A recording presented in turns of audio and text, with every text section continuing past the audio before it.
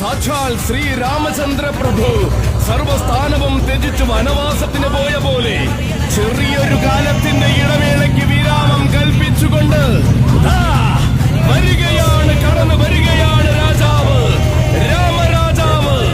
വഴി പറഞ്ഞ നാവുകളെ, പാഴ്വാക്കുകൾ കൊണ്ട് ചീട്ടുകൊട്ടാരം കെട്ടിയവരെ കണ്ണു നിറച്ചു കണ്ടോളൂ. നിങ്ങളുടെ മനക്കോട്ടകൾക്ക് മുകളിൽ ഇടിമുഴക്കം തീർത്ത് വീണ്ടും അവതരിക്കുകയാണ് രാമൻ. കടന്നു വരികയാണ് രാമൻ. കാലുവയ്ക്കുന്ന മണ്ണിൽ കനകസിംഹാസനം കാത്തിരിക്കുന്ന രാജാവ്, ഒരേ ഒരു രാജാവ്, സാക്ഷാൽ കലിയുഗ രാമൻ, ഏകഛത്രാധിപതി തെച്ചിക്കോട്ടുകാവ് രാമചന്ദ്രൻ വരികയാണ്.